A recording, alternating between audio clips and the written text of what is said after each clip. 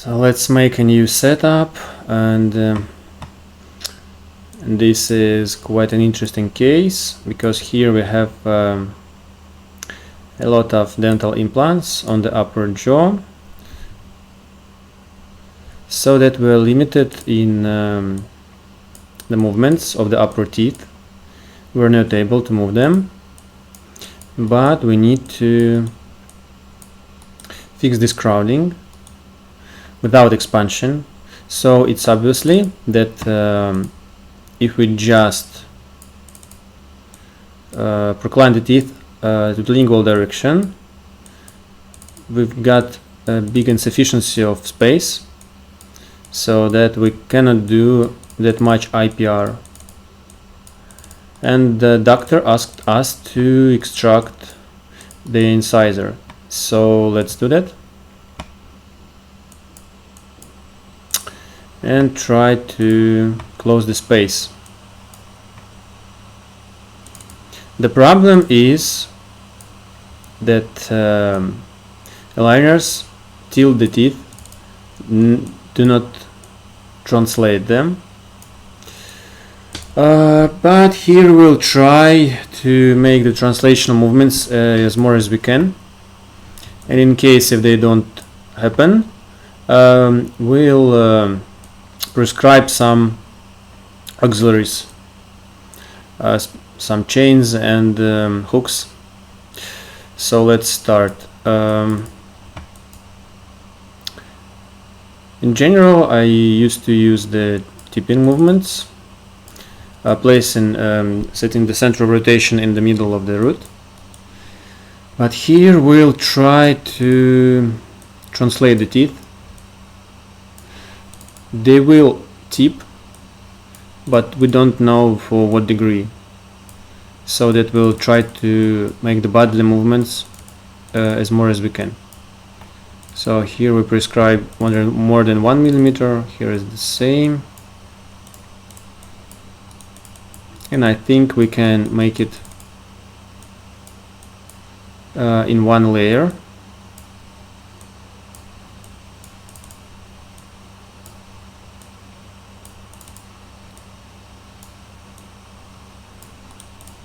So for this tooth we just change its inclination in the to the mesial direction, but for the other incisors we use the bodily movements. And let's see what we got. So we'll have the black triangles. I think we cannot avoid them, but we'll try to minimize those triangles as much as we can.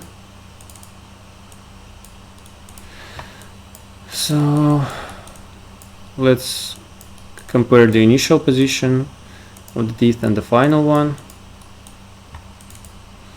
Well,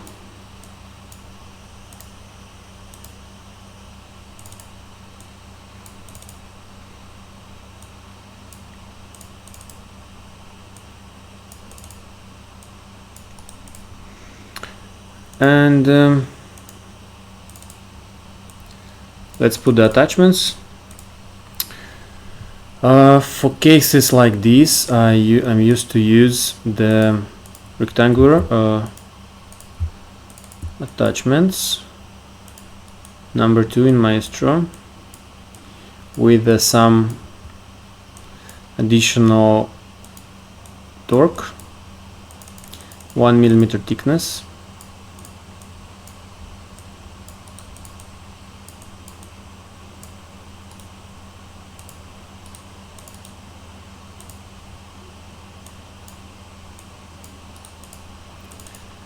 The teeth will be translating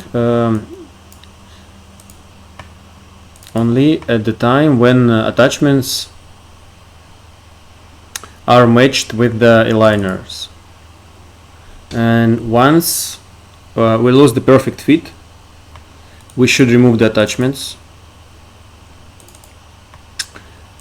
Yep, we should get rid of the attachments as soon as we have some imperfections in the fit between the aligner and the teeth.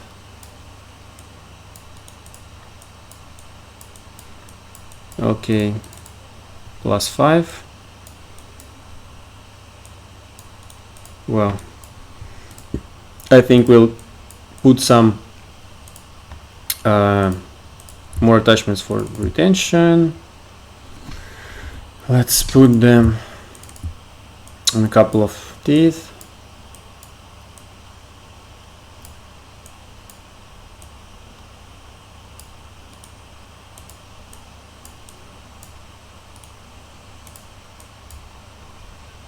It's just an overprotection. I think we don't even need those attachments, but it's better to keep them. And don't forget to put the numbers.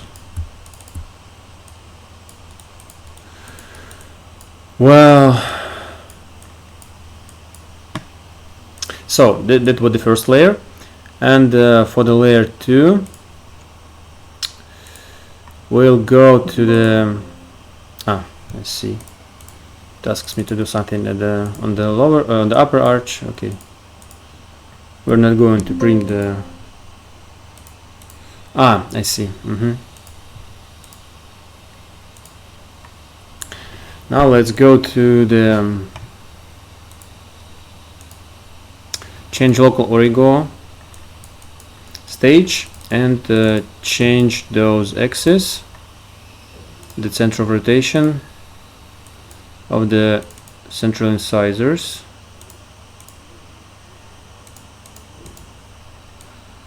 Put them to the center of the crown. And let's go back to the virtual setup and change the angulation of those incisors.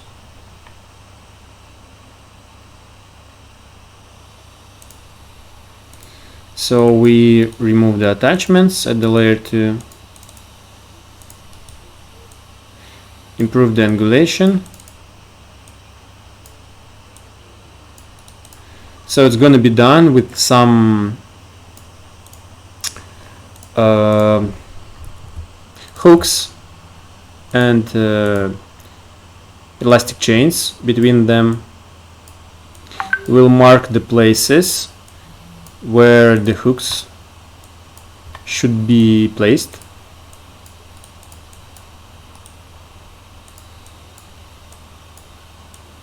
So I put the negative attachments to let my technician to see where he should cut the aligner. Okay,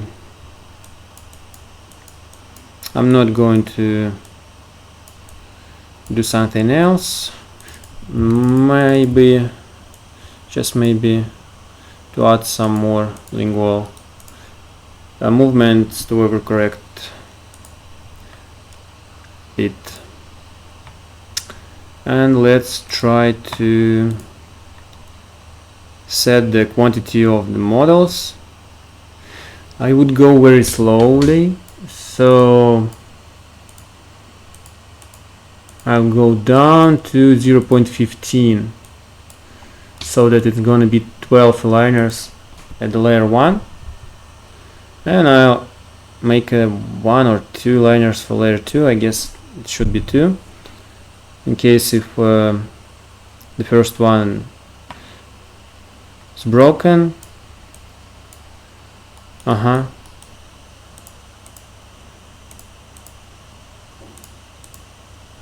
So this is what we will try to achieve without any chains and buttons and elastics, blah blah blah.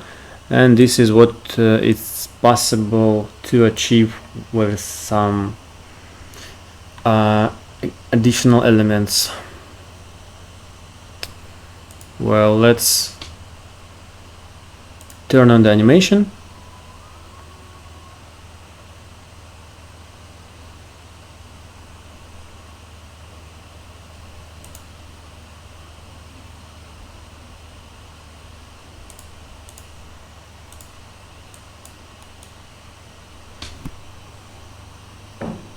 Unfortunately, Maestro is not that good at simulating the gingiva when we extract the teeth.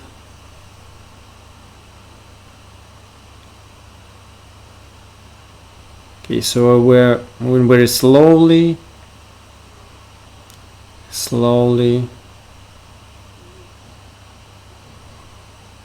and then some auxiliary things at the end.